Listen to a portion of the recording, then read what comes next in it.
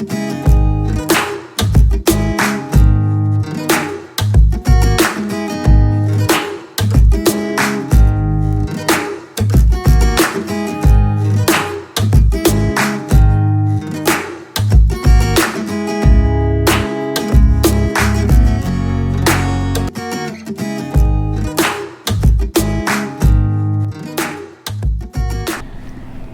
everybody, welcome to the show. I'm Alana Mediavilla and I have an absolutely wonderful guest here today. And I want to introduce you to my new friend as well, Alana Mediavilla.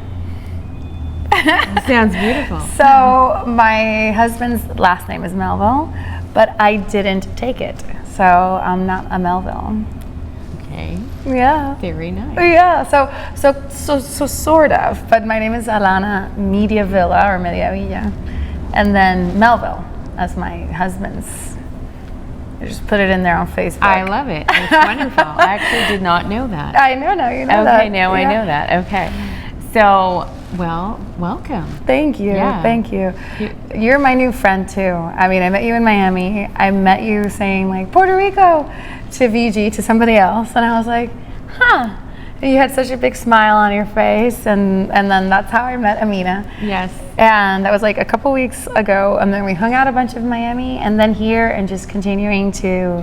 Only a couple weeks ago? It really is. Seems only like a couple weeks ago. Longer. It's just been a lot of like experiences together in that amount of time. But yeah, it's been a short amount of time. And amazing ones, and great company, great energy.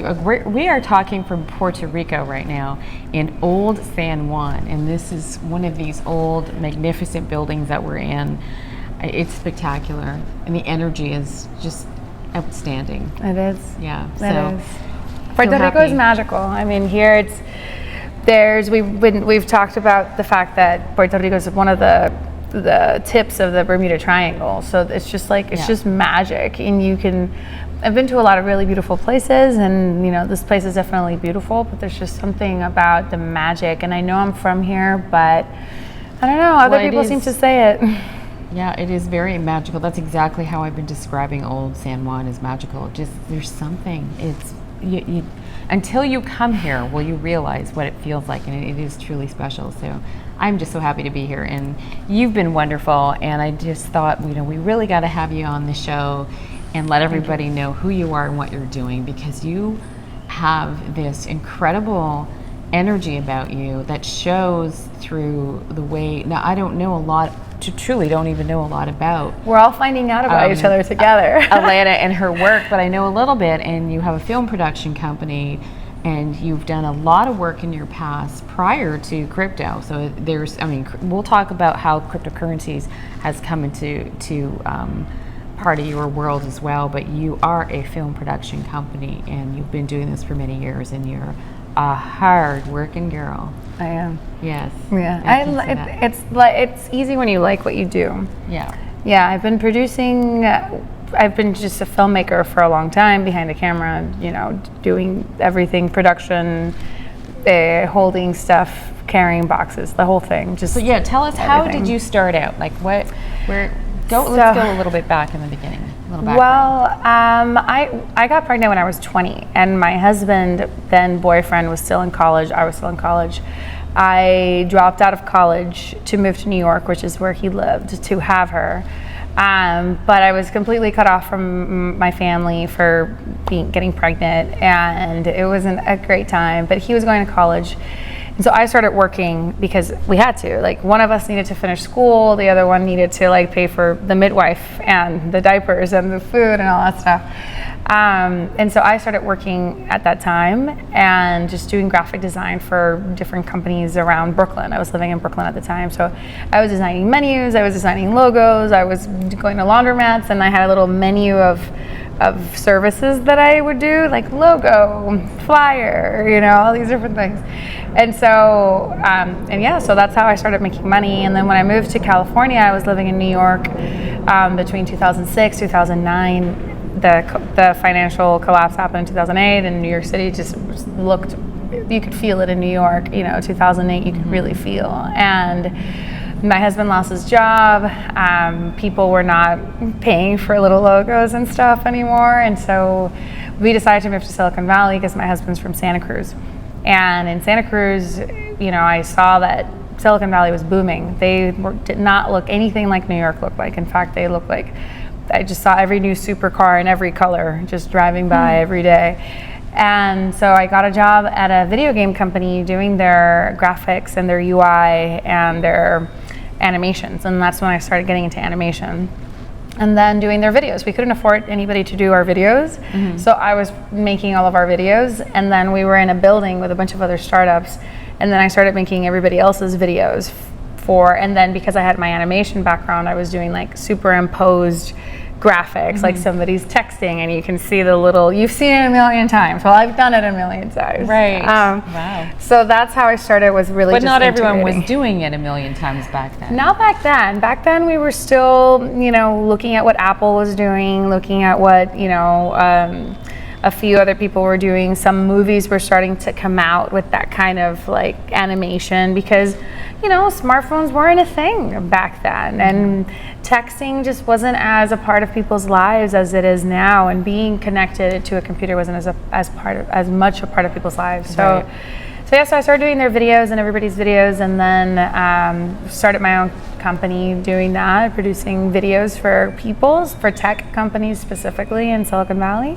And then I got hired at Google while I had my business, and then I had my full-time job at Google, and we still had clients at my business. So I was still running the production. We were doing a lot of customer stories, people using the tech, and then I started getting more into the human side of tech. What does tech help us do? How does it make our lives easier? How does it make our lives better somehow?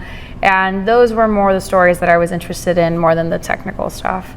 And so I was at Google for 4.5 years, and then I did a lot of incredible things there, worked with the best teams around the world, and also really got to see what tech can do around the world. Honestly, I got to see all the good stuff. I don't really have bad things to say about Google. I know everybody's like, yeah, Google, they're so evil. And I'm like, I don't know, I had a really great time. I worked on really great projects. I worked with really amazing people. I understand the concern of the centralization of so much power into one organization. And that's part of the reason why I'm drawn into crypto and the blockchain and Bitcoin, because I can see how easily we can control a world with the smallest amount of communication channels, the smallest amount of like media channels, social media channels, because then there's less places to censor.